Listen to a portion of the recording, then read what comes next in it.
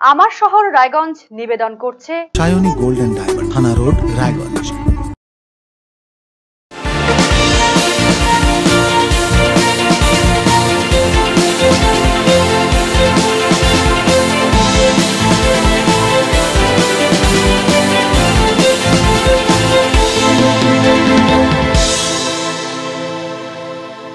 নমস্কার, দেখছেন আরসিটিভি সংবাদ আমার শহর রায়গঞ্জ নিয়ে আপনাদের সঙ্গে রয়েছে আমি রিজু। প্রথমে যে খবরের দিকে চোখ রাখবো, ওপার বাংলার অস্থির পরিস্থিতির জেরে মন ভারাক্রান্ত এপার বাংলা। রায়গঞ্জের বাসিন্দা লোকশিল্পী তরণীমোহন বিশ্বাসের ওদেশে বহু লোকশিল্পীর সঙ্গে তার সখ্যতা রয়েছে, এখনো তাদের সঙ্গে যোগাযোগ করতে পারছেন না তিনি। এই পরিস্থিতিতে ঘুম উড়েছে রাতের। সঙ্গীত শিল্পীরা বিপদে রয়েছেন, সাধারণ মানুষ বিপদে রয়েছেন। মানে কি দুর্বিষহ, কি অগ্নিগর্ভ অবস্থা! এইরকম ভাবে তো মানে হতে পারে না। আর পার্শ্ববর্তী দেশ আমরা, আমাদের আরো বেশি চিন্তার কারণ। অতএব আমি বারবারই ভারত সরকারের কাছে আমার এই মানে আবেদন, উনি ভারত সরকার এই বিষয়টা গুরুত্ব সহকারে দেখুন, মানে একটা শান্তি স্থাপন করুন। অগ্নিগর্ভ বাংলাদেশ, পতন হয়েছে শেখ হাসিনা সরকারের। বর্তমানে সেনাবাহিনীর নিয়ন্ত্রণে রয়েছে বাংলাদেশ, কিন্তু তারপরেও কমেনি উত্তেজনা। দেশের বিভিন্ন প্রান্তে ধিকি ধিকি চলছে উত্তেজনার আগুন।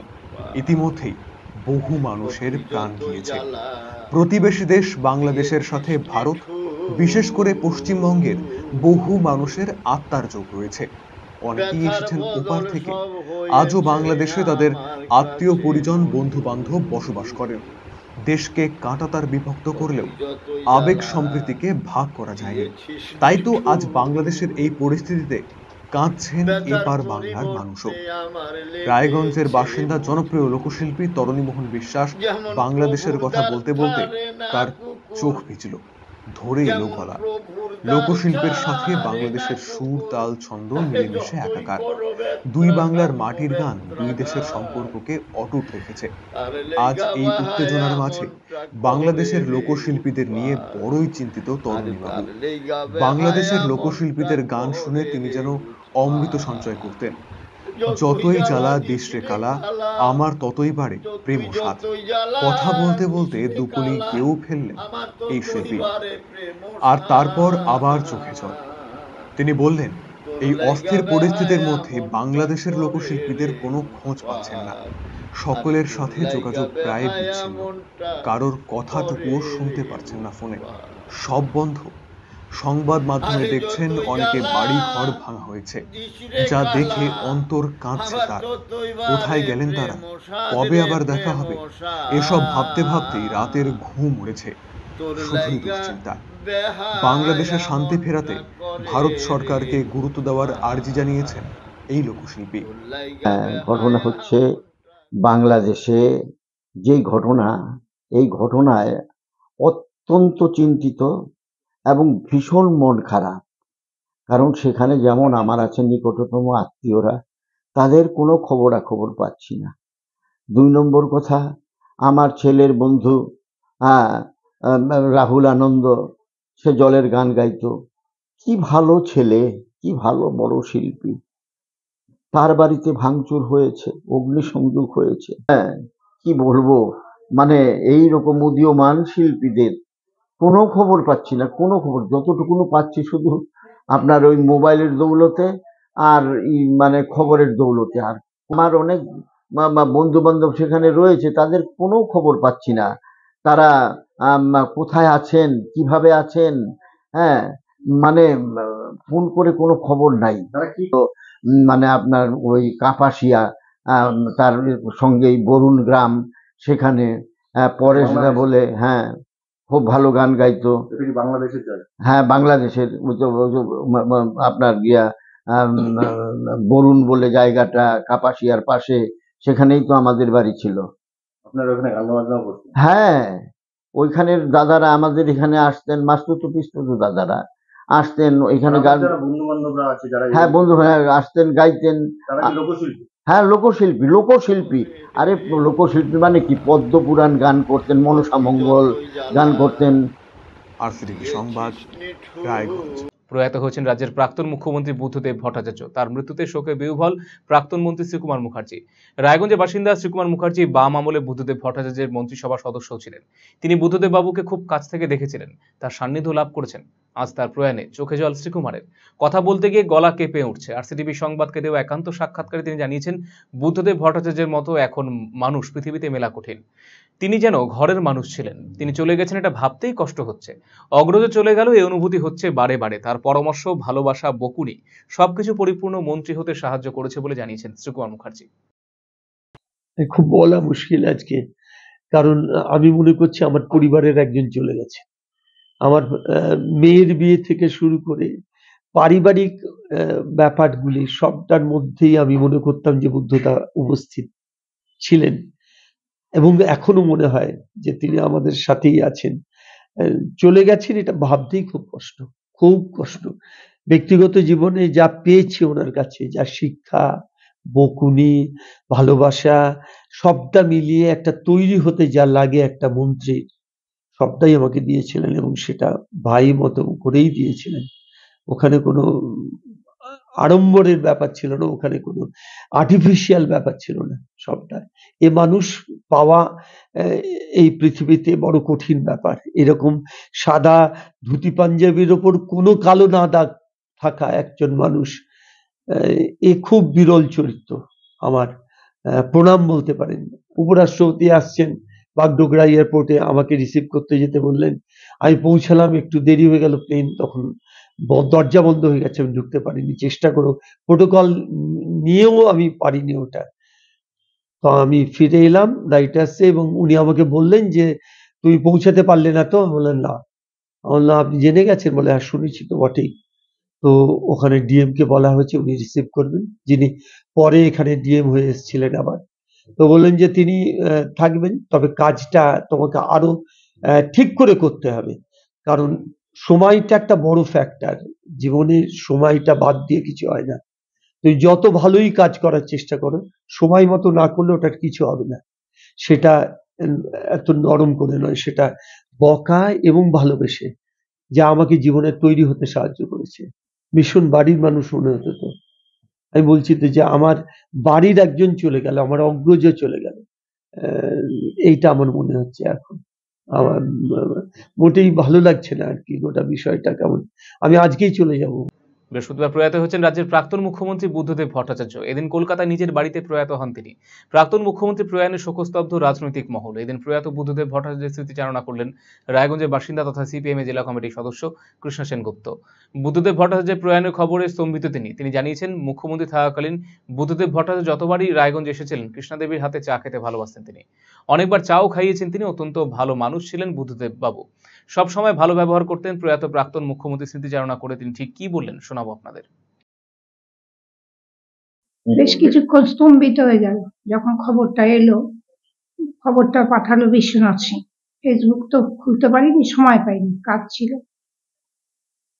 আমি কিছুক্ষণ সময়ের জন্য একদম কেউ কাছে থাকলে হয়তো কেঁদেই ফেলতাম। একদম নীরব হয়ে 10-15 মিনিট চুপচাপ বসেছিলাম। এত মন খারাপ হয়ে গেল। ওই কথা ওই কানে বাজছে, কৃষ্ণা কেমন আছো? বুদ্ধদেব ভট্টাচার্যের গুণ, এটা বিরাট গুণ, সবাইকে, আমাকে বলে না। যারা রাজনীতি করতো, যারা সম্মুখে শুনেছেন, মানে ইয়ে হয়ে গেছিল, যেমন আমি যেহেতু গণসংগঠনের রাজ্য কমিটির মেম্বার ছিলাম বলে কলকাতা আমাকে বেশি যেতে হতো, আমাকে দেখতেও বেশি, ওই জন্য আরো বোধহয় নামটা আর ওই জন্যই বোধ বেশি মনে রেখেছিল। ওই চা খাওয়া ছাড়া কিচ্ছু না। চাটা কিভাবে খেতে হতো? লাল চা, চিনি ছাড়া, দুধ ছাড়া। কি বলতো ওনার ভাষায়? কি ব্যাপার, তোমাদের কি চা খাওয়া বন্ধ হয়ে গেল নাকি? রায়গঞ্জ চা খাওয়া ভুলে গেল? তারপর পার্টি অফিসে চা হচ্ছে, কিন্তু না আসবে, চা নামিয়ে নিয়ে, উপরতলায় রান্নাঘর তো, নামিয়ে নিয়ে আসবে।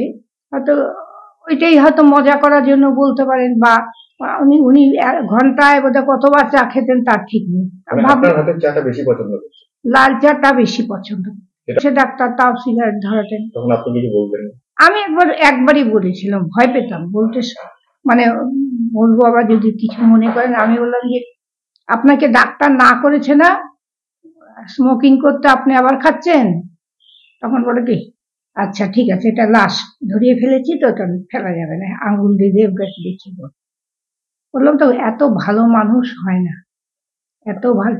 নতুনরা উঠে আসছে বলে ওনার আমলে, ওনার পরবর্তী যারা, তাদেরকে বলছে এই নতুন ছেলে মেয়েগুলোকে ভালো করে শিক্ষা দাও, রাজনৈতিক শিক্ষাটা ভালো করে দাও, তাহলে ওরা বিরাট কিছু হবে। ওদেরকে বিভিন্নভাবে ওদেরকে লালন পালন করবে। যেমন আমাদেরকে ডেকে নিয়ে মিটিংয়ে ওদের আমাদের লালন পালন করবে কেন, আমরা তো বড় হয়ে গেছি, আমাদের লালন পালন করবে বললো যে, তখন বললো না না, দেখভাল, যাতে আমরা ভবিষ্যতে টিকে যাই। শেষবার যখন আপনার সাথে দেখা হয়েছিল, মনে পড়ে সেই দিনের স্মৃতি? একদম না, সে লাস্ট যেবার এসেছিল সেবার আবার আমার জেঠু মারা গেছিল, আমি কলকাতায় ছিলাম। দেখা এটা একটা আক্ষেপ হয় না? আর দেখা হয়নি, কিন্তু তারপরে আমি কলকাতায় গিয়ে আবার দেখা করেছি, বলেছি আমি ছিলাম না তো, বলে আমি বুঝতে পেরেছি। আধুনিক নেই, মানে কতটা আমাকে খুব করতেন, আমি একটু প্রতিবাদী, বুঝলো তো, বরাবরই প্রতিবাদী। বিদ্যালয়ের সময় মতো না খোলা ক্ষুব্ধ স্থানীয় বাসিন্দারা। ঘটনাটি ঘটেছে রায়গঞ্জের টেনুহরি জুনিয়র হাই স্কুলে। এই অভিযোগ তুলে দেন তুমুল বিক্ষোভ দেখান এলাকার সাধারণ মানুষ। স্থানীয়দের অভিযোগ, সকাল 11টা বেজে পেরিয়ে গেলেও বৃহস্পতিবার বিদ্যালয় খোলা হয়নি, এমনকি গেটম্যানও বিদ্যালয়ে এসে পৌঁছয়নি। পরবর্তীতে বিদ্যালয়ের ভারপ্রাপ্ত প্রধান শিক্ষককে এই বিষয়ে জিজ্ঞাসা করলে তিনি পাল্টা দুর্ব্যবহার করেন বলে অভিযোগ। বিদ্যালয়ের তরফে জানানো হয়েছে পরীক্ষার জন্য এদিন 12টার পর স্কুল খোলা হয়েছে, যা কোনোভাবেই মানতে নারাজ গ্রামবাসীরা। অভিযোগ, আজকে আমি এদিক দিয়ে যাচ্ছি, দেখি 11টা 10 বাজে। আমি বলি কি ব্যাপার, এখনো ছাত্রছাত্র সব বাইরে দাঁড়িয়ে আছে কেন? ঠিক আছে, বৃষ্টি ভিজতেছে। পরে আমি বললাম যে কি ব্যাপার, বলে এখনো গেটই খোলা হয়নি। তারপরে 11টা 10-এ গেটম্যান আসছে। আসার পরে আমি বললাম তোদের টাইম কটা? বলে আজকে আমাদের পরীক্ষা হচ্ছে, আমরা 12টার সময় স্কুল, আমরা 12টায় আসবো। তারপরে গেটম্যান হেডমাস্টারকে ফোন করেছে, হেডমাস্টার আসলো। হেডমাস্টার আসার পরে আমি হেডমাস্টারকে জিজ্ঞাসা করলাম, মাস্টারমশাই পরীক্ষা কটা থেকে আছে? বলে 12টা থেকে। আমি বলছি 12টা থেকে পরীক্ষা, তো আপনি এখন আসছেন কেন? স্কুল টাইম খোলার তো 11টাই টাইম। বলে না, 11টায় টাইম না, পরীক্ষা 12টায়, বলে আমাদের 12টাই আসতে হবে। তারপরে আমি এই কথা জিজ্ঞাসা করার পরে হেডমাস্টার আমাকে বললো, আপনার কেউ কি এই জায়গায় পড়ে? আপনি কেন নাক গলাচ্ছেন? আপনি কেন নাক গলাচ্ছেন? এটা কোনো কথা বলুন? আমরা চাচ্ছি কোনো আমাদের কাছে না, ওরা ঠিক টাইমে স্কুল খুলুক, ঠিক টাইমে বন্ধ করুক, আমাদের ছেলে পেলে যেন ভালো মতো পড়াশোনা করে, এটাই আমাদের দাবি। আর কিছু অভিযোগ বলতে, আজকে আমি যখন এইখানে আসছি, আসে দেখছি বাচ্চারা রাস্তার মধ্যে সব দাঁড়িয়ে আছে। চিন্তা করলাম কি ব্যাপার, গেট টেট খোলা নাই, 11টার উপরে বাজে, তখনও কোনো মাস্টার আসেনি। তারপর যে ক্লার্ক আছে উনি আসলেন 11টা 10-এ। আসার পর বললাম যে দাদা কটা বাজে ঘড়িতে? বলছে 11টা 10। তো এখন আসছেন পরীক্ষা কটা থেকে? বলছে পরীক্ষার জন্য আমরা লেটে আসছি। আমাকে পরীক্ষা লেট বলে কি আপনারা স্কুল খুলবেন লেটে? বলছে আজকে দেরি হয়ে এলো তাই। তা আমি বললাম যে তাহলে ছাত্ররা যেভাবে দাঁড়ায় আছে, বলছে যে আমি তো আমার টাইম মতো আসছি, অন্য মাস্টারদেরকে আপনারা বলতে পারছেন না, আমাকে বলছেন কেন? হেড টিচার আছে, হেড টিচারকে বলেন আপনি এই ধরনের কথা, আমাকে তো বললেন আপনি, আমি তো আসবো, তারা খুলবো, দরজা খুলবো। যাই হোক, হতে হতে উনি সব মাস্টারকে ফোন করে আস্তে আস্তে 11:30টার পর সব মাস্টার হাজির হচ্ছে। 12টা থেকে পরীক্ষা, এখন স্কুলে মাস্টার আসেনি। এই হচ্ছে এইখানকার পরিস্থিতি, প্রতিদিনের সিস্টেম।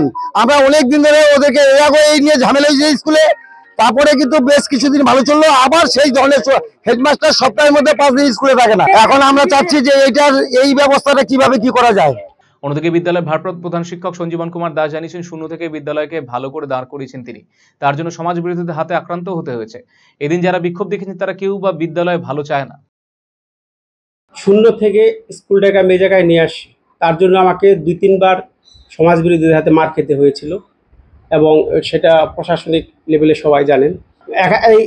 এখানে যারা আসেন, এখানে আমাদের কেউ কোনো অভিভাবক নেই, কারণ আমাদের মাসে বা 2 মাসে একটা অভিভাবক মিটিং হয়, ওখানে আমরা সব কিছু আলোচনা করি। এখানে যারা আসেন এরা কেউ স্কুলের শুভ চায় না, মঙ্গল চায় না। রায়গঞ্জ মাহেশ্বরী মহিলা মণ্ডলের উদ্যোগে বৃহস্পতিবার থেকে 2 দিন ব্যাপী শ্রাবণ মেলা উপলক্ষে পোশাক পরিচ্ছদ সহ রকমারি সামগ্রী প্রদর্শনী শুরু হয়েছে শহরের পিআরএম মলে। শহরের নেতাজি সুভাষ রোডে অবস্থিত এই মলের ব্যাংকোয়েট হলে মহিলাদের নানাবিধ পরিধান সামগ্রী, জাঙ্ক জুয়েলারি, রান্নাঘরে প্রয়োজনীয় জিনিসপত্র, পুজোর সামগ্রী ছাড়াও হরেক রকম সম্ভার নিয়ে হাজির হয়েছেন রায়গঞ্জ, কালিয়াগঞ্জ, শিলিগুড়ি ছাড়াও সুদূর মুম্বাইয়ের শিল্পীরা। সংগঠনের পক্ষে নিশা কল্যাণী বলেছেন, পিআরএম মলের গল্প ব্যাংকোয়েট হলে 2 দিন ব্যাপী প্রদর্শনীতে ক্রেতারা তাদের সান্নিধ্যের মধ্যে জিনিসপত্র কিনতে পারবেন। আমাদের একটা গ্রুপ আছে, সংস্থা আছে, রায়গঞ্জ মহিলা মহিলা মন্ডল বলে। ওই মহিলা মন্ডলটা অর্গানাইজ করেছে একটা এক্সিবিশন নাম আছে শ্রাবণ মেলা। এই শ্রাবণ মেলার মধ্যে বিভিন্ন রকমের জিনিস পাওয়া যাবে। অনেক জায়গা থেকে লোকগুলা এসে টেবিল লাগানো হলো, এর মধ্যে স্যুট, জামা, বেডশিট, রাখি, ঠাকুরের পোশাকগুলা, রান্নাঘরে যে জিনিসগুলা পাওয়া যায় ওইগুলা সব জিনিস পাওয়া যাবে এদিকে। এটা দেখো বোম্বে থেকে এসছে, মালদা থেকে এসছে, শিলিগুড়ি থেকে এসছে, কালিয়াগঞ্জ থেকে এসছে, এক দুজন আমার রায়গঞ্জেও আছে, বিভিন্ন জায়গা থেকে সবাই এসছে। এই প্রোগ্রামটা 2 দিন চলবে, আজকে হলো আর কালকে। এটা হলো পিয়ারাম মল আছে আমাদের, ওর মধ্যে গল্প, ওর মধ্যে ব্যাংকোয়েটে আছে। কি কি ধরনের জিনিসপত্র পাওয়া যাচ্ছে? অনেক রকমের পাওয়া যাচ্ছে, যেরকম লেডিসদের সব রকমের জিনিস পাওয়া যাচ্ছে। আর্টিফিশিয়াল জুয়েলারি আছে, স্যুট আছে, জামা আছে, বেডশিট, আর রান্নাঘরে যে ছোট ছোট জিনিস আমাদের খুব দরকার হয় ওটা আছে। ফেসের জন্য যে আমরা প্রোডাক্ট ইউজ করি, গার্ডেন এসেন্স, ওটার প্রোডাক্ট আছে। বিভিন্ন রকমের অনেক জিনিসগুলো আমরা এদিকে পাবো, আর ভ্যারাইটি খুব ভালো, কোয়ালিটি খুব ভালো, রেঞ্জ অনেক রকমের, সবাই সব নিতে পারে। মানে স্টার্টিং 200 থেকে 500,000 অব্দিও আছে। জল যন্ত্রণায় ভুগছে একটি প্রাথমিক বিদ্যালয় পড়ুয়া এবং শিক্ষক শিক্ষিকারা। রায়গঞ্জ ব্লকের বীজগ্রাম প্রাথমিক বিদ্যালয়ের ঘটনা। অল্প বৃষ্টিতে জলমগ্ন বিদ্যালয়ের সম্মুখভাগ, দুর্ঘটনার মুখে খুদেরা। অবিলম্বে মাটি ভরে জায়গাটি উঁচু করার দাবি জানিয়েছেন সকলে।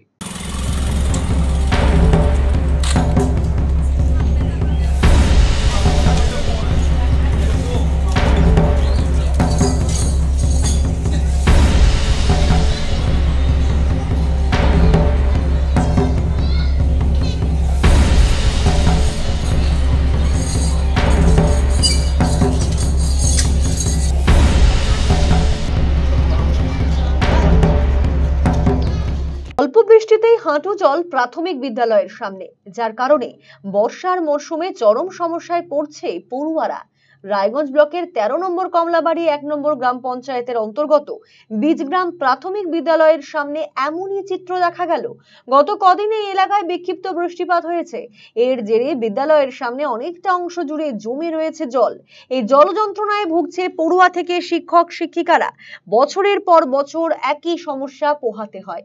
এই সমস্যা সমাধানের কোনো উদ্যোগ নেই ঊর্ধ্বতন কর্তৃপক্ষের। এদিকে খুদেরা বিদ্যালয়ে আসতে গিয়ে জলে পড়ে যাচ্ছে, তাদের ইউনিফর্ম নষ্ট হচ্ছে, পড়ে গিয়ে আহত হওয়ারও ঝুঁকি থেকে যাচ্ছে। এই জলাবৃত অংশের মাঝে রয়েছে একটি বড় গর্ত, ফলে জলের মধ্যে গর্ত বোঝা দেয়, যার জেরে বড়সড় দুর্ঘটনার ঝুঁকি থেকে যাচ্ছে। কতদিনে এই সমস্যার স্থায়ী সমাধান হবে তাই নিয়ে প্রশ্ন তুলছেন গ্রামবাসীরা। অভিভাবক আরতি দেব শর্মা জানান, বিদ্যালয়ের সামনে জল জমে থাকায় খুব সমস্যা হচ্ছে। বাচ্চারা খেলাধুলো করতে পারছে না, যে কোনো মুহূর্তে তারা পড়ে আহত হতে পারে। একটু বৃষ্টিতে এই জায়গা জলে পরিপূর্ণ হয়ে যায়। এই তো খেলাধুলা করতে পারে না ছেলে মেয়েগুলা, ওগুলা অসুবিধা। আর যা আসি করছে যদি পড়ে যায়, গাড়া মারায়, ওইটা অসুবিধা। কত অসুবিধা ছেলে মেয়ের। একটু বৃষ্টি পড়লেই বৃষ্টি লাগে যায়, পড়ে যেতে পারে, ভয় আছে। আমরা চাচ্ছি স্কুলটা ভালো হোক, মাটি পেল, ছেলে মেয়েগুলা খেলাধুলা করতে পারবে, ওইটাই চাচ্ছি। মেম্বারগুলা নেতাগুলা দেখতেছে। অভিভাবক গণেশ বর্মন জানান, জলের কারণে দুর্ঘটনার ঝুঁকি থাকছে, পড়ে গিয়ে পোশাক নষ্ট হচ্ছে বাচ্চাদের। অবিলম্বে এই জায়গায় মাটি ভরতে হবে, বিদ্যালয়ের চারপাশে সীমানা প্রাচীর দিতে হবে, তবেই বাচ্চারা নিরাপদ থাকবে। সমস্যা যে কোনো সময় অ্যাক্সিডেন্ট হতে পারে, বাচ্চা জলের মধ্যে পড়ে যাবে, জামা প্যান্ট কাপড় এগুলো নষ্ট হয়ে যেতে পারে। এটাই আমাদের এখন সমস্যা, যেটা মাটি না ভরলে এটাকে কোনো রকম সমস্যার সমাধান করা যাবে না। মেন উদ্দেশ্য মাটি ভরা আর চারিদিক দিয়ে প্রাচীর করা, তাহলে বাচ্চারা নিরাপদ থাকবে, পরিবার ভালো হবে। মারাত্মক এটা অঘটন ঘটতে পারে। এটা বাচ্চা, ছোট বাচ্চা একটা যদি পড়ে যায় ওখান থেকে তো উঠতে পারবে না। এটা আমাদের খুব তাড়াতাড়ি শীঘ্রই মানে এটা ব্যবস্থা করা উচিত, মানে মাটি দিয়ে ভরা এটাকে করা দরকার। বিদ্যালয়ের 4র্থ শ্রেণীর পড়ুয়া অনিত বর্মন জানিয়েছেন, বিদ্যালয়ে আসার সময় সবচেয়ে বেশি সমস্যা হয়, জামা কাপড় সব ভিজে যায়। যারা খেলাধুলো করতে পারে না, অবিলম্বে এই জায়গাটি উঁচু করার দাবি জানিয়েছে সে। যখন আসি তখন আসার সময় অসুবিধা হয়, জামা কাপড় পরে ভিজে যায়, আর মাটি ভরলে ভালো হবে। খেলাধুলা করতে পারেন? খেলাধুলা করতে পারি না। বিদ্যালয়ের ভারপ্রাপ্ত প্রধান শিক্ষিকা রীনা মণ্ডল জানান, এখানে জল নিকাশি ব্যবস্থা একেবারেই নেই। অল্প বৃষ্টিতেই জলে থই থই অবস্থা, বিদ্যালয়ে এসে বাচ্চারা পড়ে যায়। বিষয়টি স্থানীয় পঞ্চায়েতকে জানানো হয়েছে। বিধায়কের কাছেও সমস্যা সমাধানের দাবি জানিয়েছেন গ্রামবাসীরা। আমার স্কুলে সমস্যা বর্তমানে জল নিকাশির কোনো ব্যবস্থা নেই। একটু বৃষ্টি হলে এখানে জল জমে আছে, জলের মধ্যে বাচ্চাগুলো পড়ে যাচ্ছে, তাদের জামা কাপড় ভিজে যাচ্ছে। সবসময় তো বাচ্চাগুলোকে দেখে রাখা সম্ভব হয় না। হয়তো আমরা প্রত্যেকটা টিচার ক্লাসে আছি, তার মধ্যে হয়তো কোনো বাচ্চা আর ওইদিকে একটা গর্ত আছে, এর মধ্যে একটা পড়ে হাত পা ভাঙতে পারে, অনেক কিছুই হতে পারে। এই জন্য আমরা চাচ্ছি যে এখানে মাটি ফেলে মাঠটা উঁচু করা হোক এবং একটা পাঁচির দেওয়া হোক। আপনারা এখানকার মেম্বার বা প্রশাসনকে জানিয়েছেন? হ্যাঁ, মেম্বারদের বলেছি আগে, এর আগেও আমাদের এমএলএ সাহেব এসেছিলেন, তো এই গ্রামবাসীরাই বলেছে এবং গ্রামবাসীদেরও এটা অনেক দিন থেকে ওরা চাইছে না, আমরা যেমন চাইছি গ্রামবাসীও চাইছে। কারণ এখানকার গ্রামবাসী আমার আশেপাশে স্কুলে ওরা খুব হেল্পফুল এবং আমাদের সঙ্গে সহযোগিতা করেই চলে সবসময়। এখন কতদিনে এই সমস্যার সমাধান হয় সেটাই দেখার। আরসিটিভি সংবাদ, রায়গঞ্জ। সম্প্রতি মর্মান্তিক পথ দুর্ঘটনায় একই স্কুলে 2 শিক্ষকের মৃত্যুকে ঘিরে শোকের আবহ তৈরি হয়েছে গোটা গ্রামে। বর্তমানে মাত্র 2 জন শিক্ষক দিয়ে চলছে রায়গঞ্জ ব্লকের ধর্মডাঙ্গি প্রাথমিক বিদ্যালয়। পঠন পাঠন মিড ডে মিল অফিসিয়াল কাজ করতে গিয়ে সমস্যা হচ্ছে। সে সঙ্গে সহকর্মীদের হারানোর যন্ত্রণায় বিহ্বল 2 শিক্ষক, ভারাক্রান্ত পড়ুয়া এবং অভিভাবকেরাও। মাস্টারমশাইদের কথা মনে পড়ছে? হ্যাঁ, খুব মনে পড়ে মাস্টারমশাইদের কথা। হ্যাঁ, কি করতো তোমাদের সাথে? খারাপ তো লাগবেই। এরকম টিচার স্কুলে থাকলে মনে করে ছেলেদের একটা উৎসাহটা আলাদাই ছিল, যেটা ভাষায় প্রকাশ করা যায় না। এরকম একটা দুর্ঘটনা আমরা কেউ মেনে নিতে পারতেছি না। আমরা খুবই দুঃখিত, শোকাহত, মর্মাহত। একসাথে ছিলাম, এখন স্বাভাবিক এই মর্মান্তিক দুর্ঘটনায় 2 জন একসাথে চলে যাওয়া, আমরা মানে একাএকি হয়ে গেছি। আচমকাই ঘটে গেল মর্মান্তিক দুর্ঘটনা। মাত্র 4 দিনের ব্যবধানে প্রাণ গেল বিদ্যালয়ের 2 শিক্ষকের। শুধু বিদ্যালয় নয়, গোটা গ্রাম জুড়ে এখন শোকের আবহ। কারো মন ভারাক্রান্ত, তো কারো চোখে জল। সকলের মুখে একটাই কথা, মাস্টার মশাইরা খুব ভালো মানুষ ছিলেন। সত্যি তো, একজন ভালো মানুষ হলে তবেই তো বাচ্চাদের ভালো শিক্ষা দেওয়া সম্ভব। কিন্তু ঠিক কি হয়েছিল 2 শিক্ষকের? রায়গঞ্জ ব্লকের ধর্মডাঙ্গি প্রাথমিক বিদ্যালয়ের প্রধান শিক্ষক তপন নারায়ণ সরকার এবং সহশিক্ষক বিশ্বব্রত সাহা দুর্ঘটনায় প্রাণ হারিয়েছেন। গত 31শে জুলাই বাড়ি থেকে বাইকে চেপে বিদ্যালয়ে আসার পথে রূপাহারে দুর্ঘটনার কবলে পড়েন 2 জন। তাদের রায়গঞ্জ মেডিকেল কলেজ হাসপাতালে ভর্তি করানো হলে সেদিনই প্রয়াত হন তপনবাবু। বিশ্বব্রতকে শিলিগুড়ি একটি বেসরকারি হাসপাতালে স্থানান্তরিত করা হয়। 4 দিনের ব্যবধানে তিনিও মারা গেলেন। আর এরপরে বিদ্যালয় জুড়ে শুধুই যেন শূন্যতা। এই বিদ্যালয়ে মোট পড়ুয়ার সংখ্যা 58 জন, শিক্ষক ছিলেন 4 জন। 2 জনের মৃত্যু হওয়ায় এখন বাকি 2 জন শিক্ষকের উপর বাড়তি চাপ পড়েছে। পঠন পাঠন মিড ডে মিল অফিসিয়াল কাজ করতে গিয়ে হোঁচট খেতে হচ্ছে তাদের। তার থেকে বড় বিষয়, বিদ্যালয়ে এলেই মন যেন বিষাদে ভরে উঠছে সহকর্মীদের। পদে পদে 2 সহকর্মীর অভাব যেন বোধ করছেন বাকি 2 জন। শুধু তারাই নন, পড়ুয়া এবং অন্যান্য অভিভাবকরাও যেন ভাষা হারিয়ে ফেলেছেন। দীপক মুর্মু নামে এক শিক্ষক জানিয়েছেন, একসঙ্গে কাজ করতেন তারা। তাদের প্রাণ বিয়োগে তিনি অত্যন্ত মর্মাহত। ঠিকমতো পড়াতেই পারছেন না ক্লাসে। শোকে বিহ্বল তিনি। বর্তমানে আমাদের তো আমরা মাস্টারমশাইরা তো খুবই মর্মাহত। 2 জন একসঙ্গে ওঠা বসা করতাম, এখন আমাদের পড়াশোনায় খুবই অসুবিধা হচ্ছে। আর পাড়ার লোক গোটা পড়ানটা শোকের ছায়া। আপনারা মানে স্টুডেন্টদের ঠিকমতো পড়াতে পারছেন এই পরিস্থিতি? না, আমরা ঠিকমতো পড়াতে পারছি না এবং আমরা পড়ানোর চেষ্টা করছি যত তাড়াতাড়ি এই থেকে কাটিয়ে উঠতে পারি। আস্তে আস্তে করে আমরা পড়াবো। একসাথে ছিলাম, এখন স্বাভাবিক এই মর্মান্তিক দুর্ঘটনায় 2 জন একসাথে চলে যাওয়া, আমরা মানে একাএকি হয়ে গেছি। প্রধান শিক্ষকের কাজ বর্তমানে আমি চালাচ্ছি। পড়াশোনা করে প্রধান শিক্ষকের কাজ মিড ডে মিল এসব করতে কোনো সমস্যা তো হচ্ছে। এখন আমাদের 2 জন মাস্টারমশাই, একজন ওদিকে দেখলে পরে এদিকে আবার পঠন পাঠনের ব্যাঘাত ঘটছে। তো আমরা চাইবো যে মাস্টারমশাই যেন আমাদেরকে দেওয়া হয়। অন্যদিকে অমল বর্মন নামে অপর এক শিক্ষক জানিয়েছেন, বিষয়টি ভাষায় প্রকাশ করা যায় না। 2 সহকর্মীর মৃত্যু একসঙ্গে, তাও আবার মেনে নেওয়া বড় কঠিন। বিদ্যালয়ে এলেই যেন হারানোর যন্ত্রণা ঘিরে ধরছে তাদের। শ্রেণীকক্ষে ঢুকলেই মনে পড়ে যাচ্ছে ফেলে আসা সবগুলো দিন। বিষয়টা তো আমাদের কাছে মানে যেটা ভাষায় প্রকাশ করা যায় না। এরকম একটা দুর্ঘটনা আমরা কেউ মেনে নিতে পারতেছি না। আমরা খুবই দুঃখিত, শোকাহত, মর্মাহত। আমরাই না, আমাদের সাথে সাথে আমাদের বাচ্চাগুলো, আমাদের এখানকার অভিভাবকরা, আমাদের এই বাচ্চাদের সাথে অভিভাবকদের সাথে এখানকার এত ভালো সম্পর্ক, মানে কি বলবো আর। আমরা তো ওনাদেরকে পদে পদে মিস করতেছি। যখনই ঘুরে যাচ্ছি কিংবা ক্লাসে যাচ্ছি হয়তো এটা, তখনই তো মনে পড়তেছে এই চেয়ারটা বিশ্বদাতে বসতো, এই চেয়ারটা আমাদের প্রধান হেডমাস্টার সাহেব ছিলেন, এখানে বসতেন। তখন তা আমাদেরকে এইগুলো উপদেশ দিতেন, আমরা কোনো সমস্যা করলে আমাদের অভিভাবকের মতো বুদ্ধি দিতেন যে এটা করো ভাই, এটা করো। বলবো আমরা তো কোনোদিন অফিসিয়াল কাজগুলো করতাম না, দেখতাম না, আমরা অ্যাসিস্ট্যান্ট টিচার, আমরা শুধু ক্লাস নিতাম। কিন্তু হঠাৎ করে এই চাপটা আমাদের উপরে এখন পড়ে যাওয়াতে আমরা একটু প্রথম আমাদের একটু অসুবিধাই হচ্ছে। অন্যদিকে মৌসুমী বর্মন নামে এক পড়ুয়া জানিয়েছে তারা খুব ভারাক্রান্ত। তপনবাবু এবং বিশ্ব স্যারের মৃত্যু তারা মেনে নিতে পারছে না। দুই শিক্ষক তাদের অত্যন্ত স্নেহ করতেন। বিশ্ব স্যারের আর তপন স্যারের অ্যাক্সিডেন্ট হয়েছে, আর বিশ্ব স্যার যদি ফুচকা যেত তাহলে রাস্তা দিয়ে যেত, তারপর আমাদের খাওয়াতে ফুচকা চকলেট দিত। তার এগুলো পড়তে স্কুলে আসলে হ্যাঁ, তোমাদের সাথে পড়াশোনা করা তো হ্যাঁ, স্যারের কাছে পড়তে ভালো লাগতো। হ্যাঁ, এখন তো আর নেই, খারাপ লাগছে। কি মনে হচ্ছে, কতটা খারাপ লাগছে? অনেকটা মিস করছো স্যারকে। মলয় বর্মন নামে অপর এক পড়ুয়া জানিয়েছে দুই শিক্ষক খুব ভালো ছিলেন। দুর্ঘটনার কদিন আগেই তাদের জন্য বল এনে দিয়েছিলেন ওই শিক্ষকেরা। কথা বলতে বলতে চোখ বেয়ে নেমে এলো জল, কান্নায় ধরে এলো শিশুটির গলা। কি হয়েছিল? স্ক্রিন তারপরে মারা গেছে। কেমন ছিল? ভালো। কাচ্চু খারাপ লাগছে? মাস্টারমশাইদের কথা মনে পড়ছে? হ্যাঁ, খুব মনে পড়ে মাস্টারমশাইদের কথা। হ্যাঁ। কি করতো তোমাদের সাথে? আর এই যে বলটা নিয়ে খেলছিলে দেখলাম একটু আগে, বলটা কে দিয়েছে? মাস্টারমশাই। মাস্টারমশাই।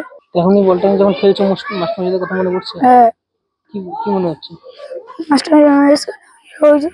মদন বর্মন নামে এক অভিভাবক জানিয়েছেন বিদ্যালয়ে আসতে গিয়ে দুর্ঘটনায় প্রাণ হারিয়েছেন ওই দুই শিক্ষক। খুব ভালো মনের মানুষ ছিলেন তারা। খুদে পড়ুয়াদের সঙ্গে অত্যন্ত ভালো ব্যবহার করতেন এই দুই শিক্ষক। শুনলাম স্কুলে আসার সময় অ্যাক্সিডেন্ট হয়েছে। এখন তো শুনলাম মারা গেছে একজন, সাথে সাথে মারা গেল হেডমাস্টার, আর একজন ছিল একটু, তো হসপিটালে মারা গেছে। বাচ্চাদের সাথে যে চলতো খুব ভালোভাবে চলতো, নিজের ছেলের মতোই মনে করতো। মিড ডে মিলের খাবার বাচ্চাদের সাথেও খেত। আমরা তো খুব দুঃখিত। এরকম টিচার স্কুলে থাকলে মনে করে ছেলেদের একটা উৎসাহটা আলাদাই ছিল। সবার তো আর এরকম মানসিকতা থাকে না মাস্টারের, এদের যে টোটাল আলাদা ছিল। বাচ্চাদের সাথে যে চলতো এদের মানসিকতা আলাদা ছিল। অন্যদিকে আরো এক অভিভাবক জানিয়েছেন বাচ্চাদের জন্য শিক্ষকরা মাঝে মধ্যেই চকলেট আনত। নিজেদের সন্তানের মতোই তারা ভালোবাসতেন স্কুলের সমস্ত বাচ্চাদের। তাদের মৃত্যুতে শোকের ছায়া বিরাজ করছে গোটা স্কুল চত্বরে।